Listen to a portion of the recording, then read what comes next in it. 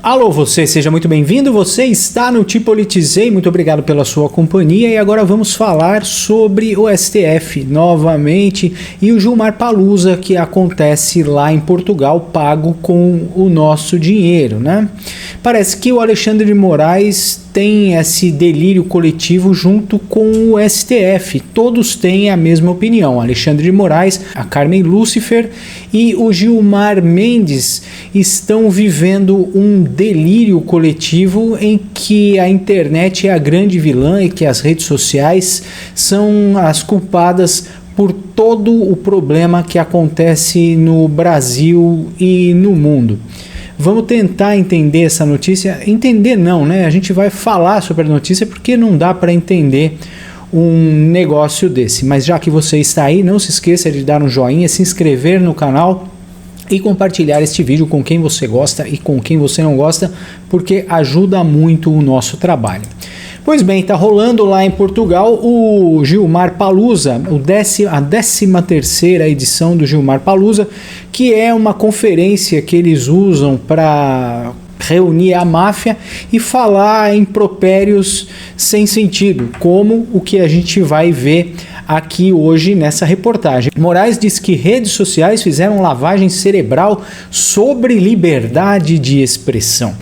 O Moraes afirmou hoje, nessa sexta-feira, no momento em que eu gravo esse vídeo, que as redes sociais realizam uma lavagem cerebral nas pessoas para querer dizer o que elas fazem, que o que elas fazem é liberdade de expressão. A declaração ocorreu no último dia do 13º Fórum Jurídico de Lisboa, patrocinado pelo Gilmar Mendes e pago por nós, meros mortais, pagadores de impostos, para que esses... eu não vou dizer, né, mas para que essa corja do STF fosse para Portugal se reunir e falar um monte de besteira, como se aqui no Brasil não tivesse nada para fazer. Para o Alexandre de Moraes, as Big Techs, a liberdade de expressão é um escudo protetivo para ganhar dinheiro, pois discursos de ódio e imagens que chocam geram muito mais monetização para ganhar dinheiro e para induzir politicamente as pessoas. Moraes defendeu que a decisão do STF para responsabilizar as Big Techs por publicações de usuários. Isso ele está se referindo à mudança do Marco Civil da Internet no seu artigo 19º, que hoje não responsabiliza as Big Techs. Na verdade, responsabiliza, mas você precisa entrar com um pedido judicial para retirar determinada postagem e eles querem inverter esse ônus, né? Inverter o ônus da prova. Eles querem retirar primeiro a postagem para depois a pessoa entre com um pedido judicial para aí pedir para a postagem voltar para a rede, um negócio totalmente sem sentido, né? Eles estão falando que a pessoa é culpada até que se prove o contrário, e não que a pessoa é inocente até que se prove o contrário, né? Então é o poste mijando no cachorro, como eu sempre digo aqui. Ali abre aspas, pessoas de bom senso, pessoas de boa fé não podem permitir que isso continue a utilizar as redes sociais para o mal. A discussão começa a partir da fixação da tese do STF sobre responsabilização das redes. É impossível que continue como estão. A partir daí, as pessoas de boa fé e de bom senso vão discutir quais são os limites e o que pode e o que não pode ser, afirmou o ministro. Temos aqui a fala do ministro Alexandre de Moraes. Ele teve a pachorra de colocar cenas que ele utilizou durante o julgamento do Jair Bolsonaro pela primeira turma do STF, quando ele, sendo um juiz, também trabalhou de promotor, contradizendo as provas dos advogados, né? Quer dizer, o Alexandre de Moraes está trabalhando para provar que a tese do 8 de janeiro foi uma tentativa de golpe e já pelas imagens a gente vê que não foi uma tentativa de golpe, foi uma desordem, não houve revolução armada, não tinham tanques nas ruas, ninguém estava usando metralhadora nem fuzil e não existia alguém na linha ali de frente para poder enfiar a bandeira lá no Congresso e falar assim, isso aqui tudo é meu, eu dei o golpe. Então é um delírio da cabeça careca desse sujeito aqui que falou esse monte de asneira lá no Gilmar Palusa. Isso foi no dia 8 de janeiro. vocês podem perceber que só são senhoras com bíblias na mão, rezando. O carro, elas estavam ajudando a trocar o pneu do carro. Percebam que ele está sendo jocoso, né? Ele está sendo irônico e está tirando um sarro dessas imagens lamentáveis. Aí onde a população tinha um sentimento de que realmente foi passada para trás, de que houve uma fraude nas eleições para eleger o pinguço, o pudim de pinga que hoje está aí. Porque há uma certa divulgação de que não se pedia intervenção, que não havia armas, que não houve violência, só senhorinhas com a Bíblia na mão. Nenhuma Bíblia, só para que conste, foi apreendida. Ele mesmo está falando que não houve armas. E não houve armas. Me mostrem as armas aí. Paus e pedras e bolinhas de gude conseguem derrubar um país? Então o Brasil está bem ruim. Olha, eu sabia que o Brasil estava ruim, mas para derrubar o governo com pau, pedra e estilingue tá difícil, hein? No dia 8 de janeiro. Só que enquanto isso tudo ocorria, as pessoas, os invasores, os golpistas, filmavam e chamavam mais gente para depredar e para atingir o objetivo, que era a decretação de uma GLO, e assim que chegassem as Forças Armadas, eles iriam pedir a adesão das Forças Armadas para o golpe de Estado. Eles iam pedir, né? Os golpistas, os malvados, armados com pedras, iam pedir. Quando o exército chegasse, eles vão pedir, por favor, vocês podiam aí terminar de dar o golpe, porque a gente aqui só tá usando pedra, a gente já tomou uma aguinha que o general Dias deu pra gente aí, a gente tá com sede, será que dava pra agilizar o negócio? É isso que o Alexandre de Moraes tá falando. E ele sabe, né, que GLO, a garantia da lei e da ordem, é uma prerrogativa constitucional. Olha, onde estava a autorregulação das Big Techs? A inteligência artificial não percebeu. Olha só a insanidade desse sujeito. Ele pergunta onde estava a inteligência artificial das Big Techs. Eu ouvi direito? Deixa eu voltar um pouquinho aqui. Vamos lá. A inteligência artificial não percebeu a autorregulação das Big Techs. A inteligência artificial não percebeu. Aonde estava a autorregulação das Big Techs? Agora ele está jogando o problema todo que aconteceu, que eles causaram. Isso foi causa e efeito do STF e do lixo que foi armado nessa eleição de 2022. Ele está jogando agora a culpa nas Big Techs. É que isso era uma convocação para aumentar a tentativa de golpe de Estado. Os algoritmos continuaram direcionando para as bolhas nas redes sociais que defendiam intervenção militar. Aonde que ele tirou que os algoritmos das Big Techs estavam direcionando para as bolhas? É um delírio, é um negócio meio... I wanna love you, but dream to ride. I wanna love you every day and every night. É isso que ele tá... É um delírio, gente. Olha isso. Incentivando. Pode parecer risível o que eu vou dizer agora, se não fosse trágico, mas mais de 400 pessoas foram condenadas. Nós já temos mais de 1.000. Mas mais de 400 pessoas foram condenadas porque elas mesmo postavam o que estavam fazendo no dia 8 de janeiro e convocando outros. E isso é prova para condenar pessoas? Para esse cara levar pessoas para um campo de concentração? Colocar as pessoas com o pretexto de levar para outro lugar dentro do ônibus, como os alemães fizeram em Auschwitz, colocaram as pessoas, enganaram as pessoas, não foi ouvida uma voz de prisão para esses caras, e eles foram levados por um ginásio, onde foram tratados como vítimas do Holocausto. Para intervenção militar, para golpe de Estado, no dia 8. E isso sendo incentivado pelas redes, com a possibilidade que foi necessário conter com os governadores de estados, com os comandantes das polícias militares, do efeito dominó. Porque o que pretendiam essas mensagens era um efeito dominó, um efeito em cascata, em vários estados que ainda tinham pessoas à frente dos quartéis do Exército. Olha só como ele deu um up na narrativa, né? E agora ele falou que não era só em Brasília. Através de um efeito dominó espetacular, as manifestações iam contaminar todos os estados. E assim, cada estado ia colocar uma bandeirinha lá dizendo: eu dei o golpe, foi golpe.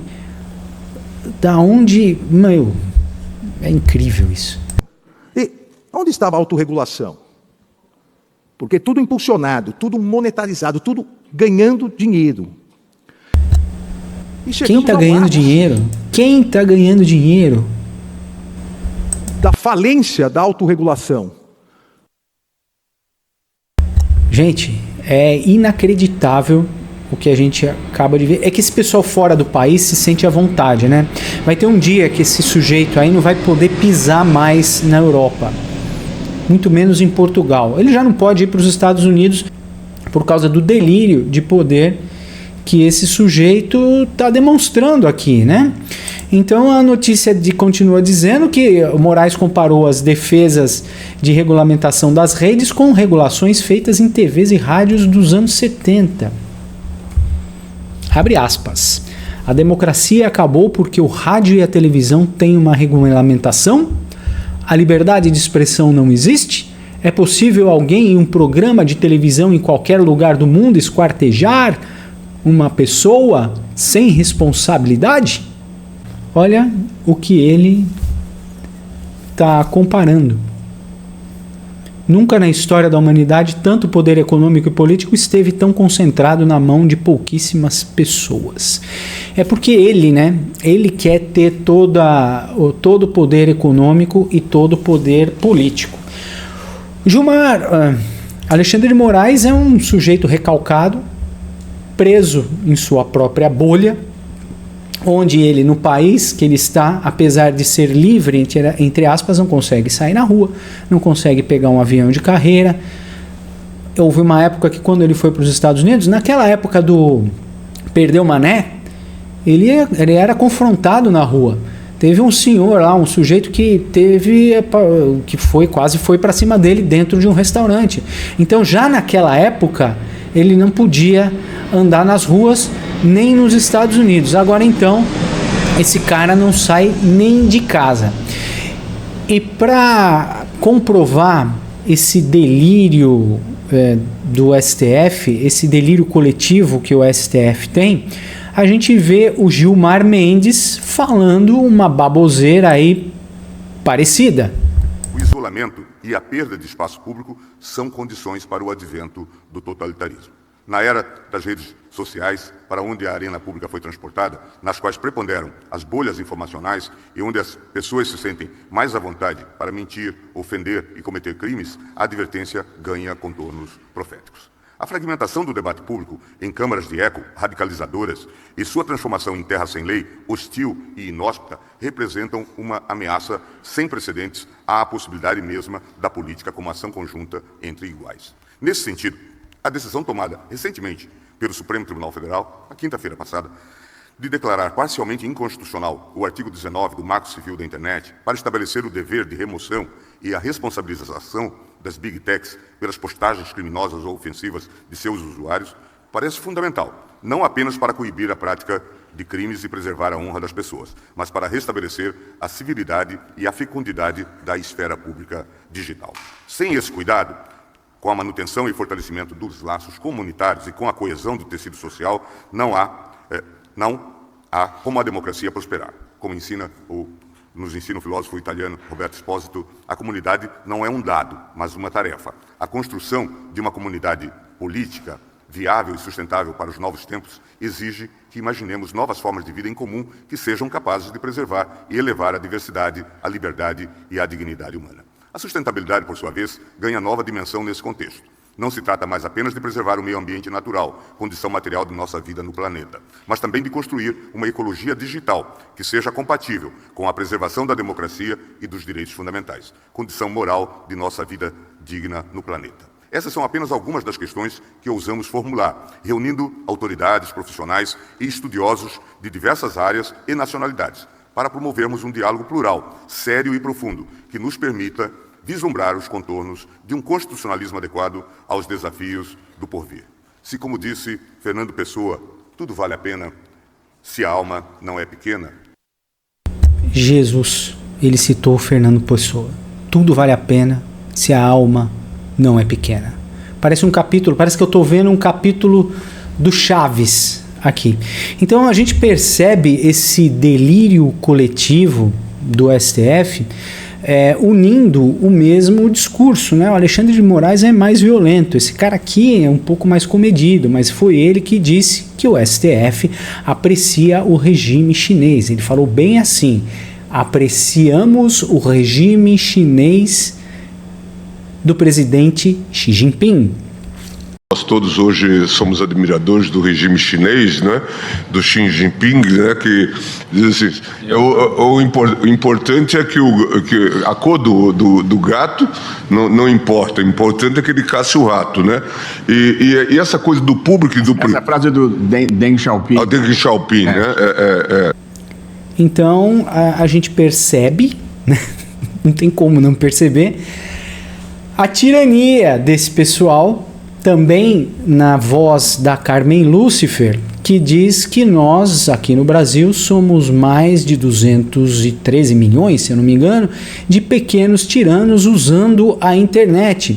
Então, a cruzada santa do STF nesse momento é demonizar e destruir a internet. Barroso, há uns dias atrás, disse que o STF está preparando um grande controle, um grande controle das redes sociais, um controle maior do que um controle chinês, será o melhor controle da rede do mundo.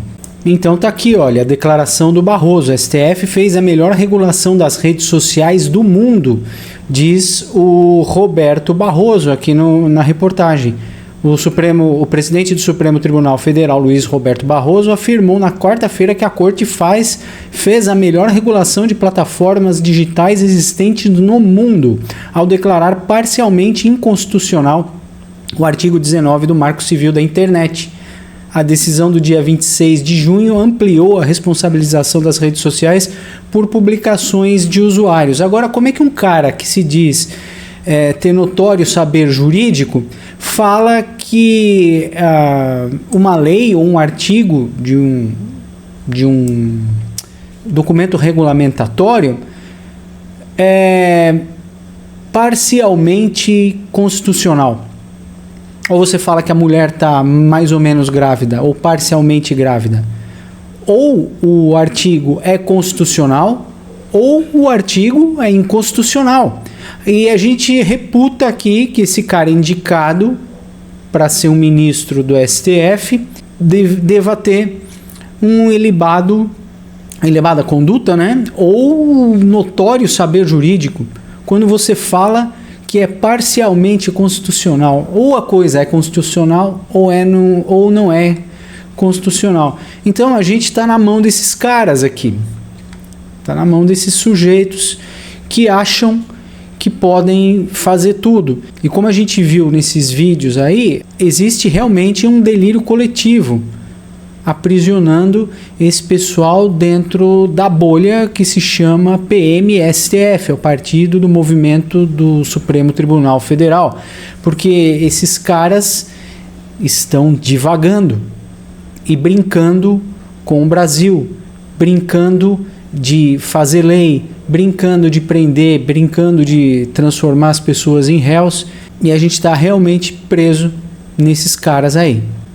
Então o resumo da ópera é que essa turma vai uma vez por ano para Portugal para falar esse monte de besteira e jogar a força do Estado que nós pagamos com o nosso imposto contra nós mesmos, demonizando as redes sociais, demonizando as big techs ou demonizando a internet, como se eles estivessem presos em 1940 ou em 1970, como o próprio Alexandre de Moraes falou aqui. Comparou a defesa da regulamentação com redes de feitas em TVs e rádio em 1970. Então esse pessoal está aprisionado no passado, demonizando a internet, demonizando a inteligência artificial como se fossem trogloditas, né? E que acabam de pegar o espelho e ficar vendo a imagem refletida da cara deles no espelho. Então, o que a gente pode esperar desse pessoal aí? A gente tem que lutar para tirar esse cara. Esse aqui é o problema. O Lula já não é nem mais o problema, porque o Lula nem sabe mais o que fala. Mas esse cara aqui e mais 10 ministros estão esculhambando o Brasil, estão acabando com o que resta de país que a gente tem. E agora a gente vai ver o que vai acontecer. A partir dessa catarse aí dos ministros em soltar a franga e falar um monte de besteira quando está fora do país. O Alexandre de Moraes já não pode mais ir para os Estados Unidos, né? Ele não pode mais sair na rua. Aliás, o Alexandre de Moraes deve estar com raiva porque ele está numa prisão. Lógico que não é uma prisão com barras, mas ele não pode sair na rua, ele não pode pegar um avião de carreira sem olhar a população no olho. Então tá complicado para ele também. E eu acho que vai ficar ainda mais complicado. O Alexandre de Moraes, a última vez que ele foi para os Estados Unidos, quase bateram nele. Ele estava num restaurante, um senhor entrou no restaurante e o confrontou, né? Alexandre de Moraes, você está fazendo aqui, gastando dinheiro do povo, né?